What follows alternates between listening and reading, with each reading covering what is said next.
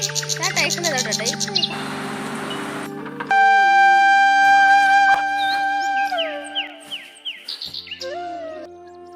Hello everyone, welcome back to my channel. তো তোমরা কেমন আছো? আশা করছি তোমরা সবাই ভালো আছো, আর আমিও ভালো আছি।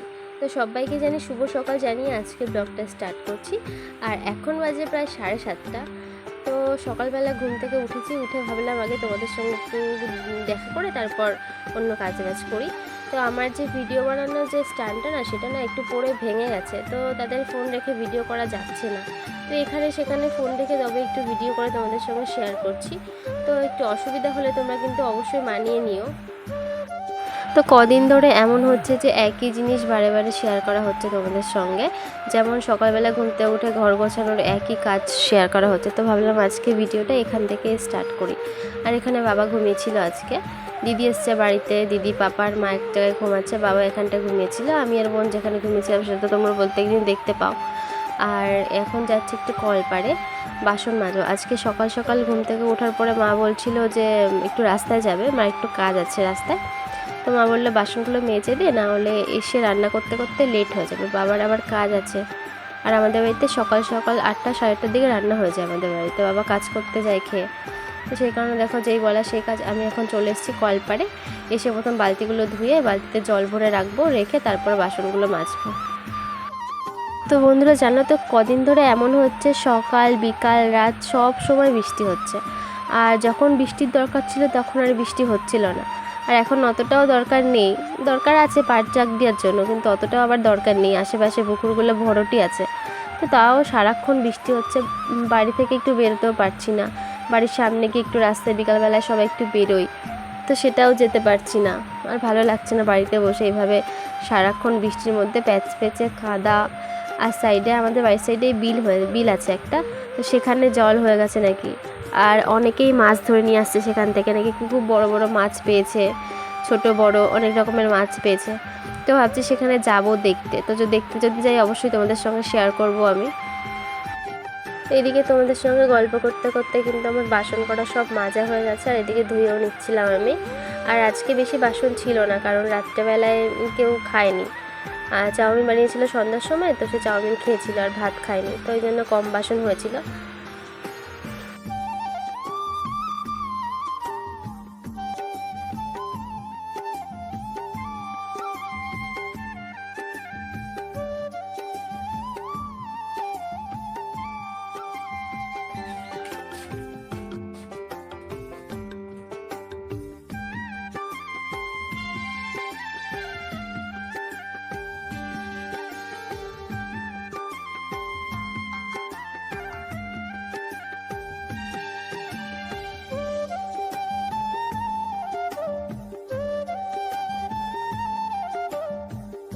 তো বাসনগুলো আমি গুছিয়ে রাখলাম। তারপর কালকে কটা বাসি জামা কাপড় ছিল, এগুলো ভিজেছিল সব, তো সেগুলোই মেলে দিচ্ছিলাম।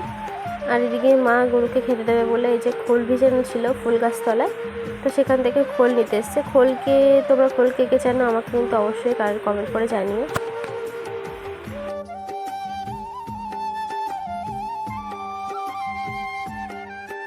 জামা কাপড়গুলো মেলে দিয়ে ঘরে এসে দেখলাম বিছানার চাদরটা নোংরা হয়েছে। আসলে 6 থেকে 7 দিন হয়ে গেছে যে চাদরটা চেঞ্জ করা হয় না।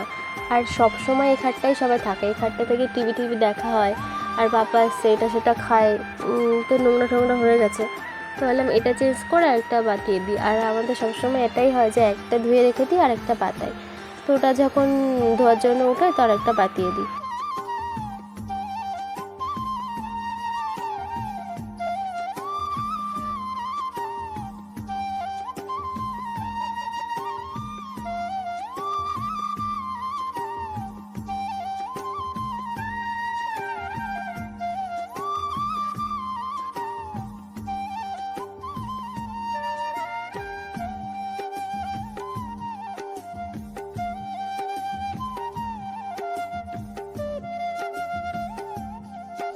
আমার বিছানাটা গুছিয়ে নিয়েছি। এবার কালকে যে জামা কাপড়গুলো ছিল এগুলো সারা রাত পাখার নিচে শুকিয়েছে, তো এগুলো শুকিয়ে গেছে সব। ভাবলাম ভাঁজ করে এগুলো রেখে দিই, সেই যে ভাঁজ টাজ করে রাখছিলাম। আর আমাদের না ঘরে প্রচণ্ড পিঁপড়ে হয়েছে, জানো না, যেখানে যেটাই রাখি সেখানেই পিঁপড়ে যাচ্ছে। কী করবো জানি না। তো তোমরা যদি জেনে থাকো এমন কিছু পিঁপড়ে কামড়ানো, তো সেটা কিন্তু আমাকে অবশ্যই জানিও। তারপর এই যে চা খাওয়ার জন্য চা খেতে চলে এসেছিলাম রান্না করে।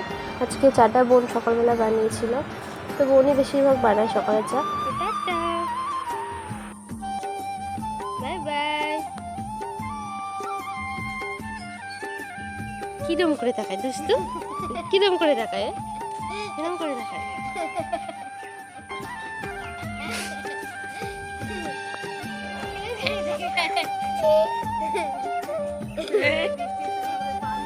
তো পাপাকে কোলে নিয়ে একটু হাঁটছিলাম, দেখলে তো পাপা দুষ্টুমি করছে ভীষণ।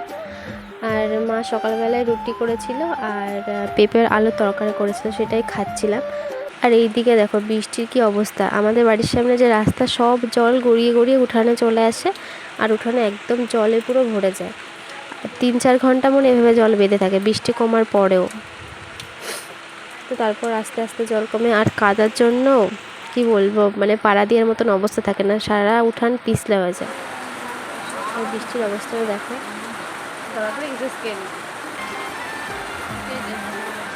এইদিকে আমার দুপুরে রান্না করার জন্য গাঁটি কচু নামাচ্ছিল। মা বলছিল গাঁটি কচু নাকি অনেক দিন হয়ে গেছে, না রান্না করলে নষ্ট হয়ে যাবে, সে কারণে আজকে আর গাঁটি কচুর তরকারি কিন্তু আমার খুব ভালো লাগে। তো তারপর স্নান ধান করলাম, একটা পার্সেল এসেছিলো, ফোন করে বলে রাস্তায় দাঁড়িয়ে আছি নিয়ে যান। তো দোকানে গেছিলাম, একবার আসার সময় নিয়ে আসলাম পার্সেলটা। তো এটা কি তোমরা দেখতে থাকো তবে বুঝতে পারবে। তো এই জিনিসটা আমি আগে একটা অর্ডার করেছিলাম, সেটা একটু প্রিন্টের ভিতর ছিল, তো সেটাও খুব ভালো ছিল। জলকাদায় পড়ার পরে জিনিসটা নষ্ট হয়ে গেছে, তো আমার এতটাই ভালো লেগেছে যে আরেকটা আমি অর্ডার করেছি। তো সাইডে জেঠি ছিল, জেঠিও বলছে খুব সুন্দর লাগছে জুতোটা, তো আমারও কিন্তু খুব ভালো লেগেছে। তো তোমাদের কেমন লেগেছে আমাকে কিন্তু অবশ্যই জানিও।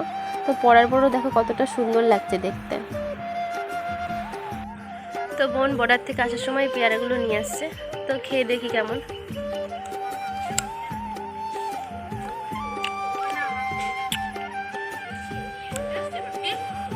তো বন্ধুরা পেয়ারাটা কিন্তু খেতে খুব সুন্দর।